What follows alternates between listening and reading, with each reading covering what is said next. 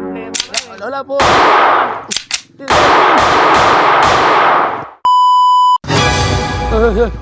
Asan ang engineer nyo?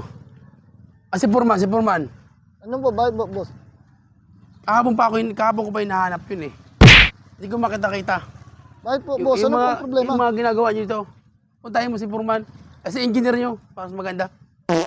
Sige, wait lang, boss. Tatawagin mo lang, ha? Oy, ba't 10mm lang yan? 50mm lagay mo. Bilis! Mga tao dito. May lalaki dun, hinahanap ka. Bakit daw? Ewan ko, mukhang galit eh. Galit! Oo. Ba't Baka, galit? ewan ko, basta lumapit lang sa akin eh. Ano?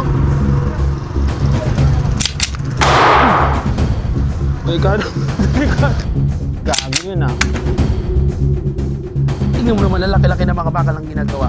Ang laki ng awang. Wala tayong kikitain nito. Pag ganito, ganda-ganda ng gawa nila. Or hindi, sa por nyo, por. Ba't? Hanap mo daw ako? Ba't sino ka ba? Ay, hindi sir, contractor lang kami. Ang ganda ng pakagawa mo po, Foreman. Sabi po, napakaganda. Ang kapal ng semento, ang kapal ng buhos. Tapos, ang bakal nyo, ang lalaki. Ang lawak, ang luang. Pag dumaan ng tubig, ang ganda. Kala ko may problema ka eh. Kala ko may problema ka eh. Wala po.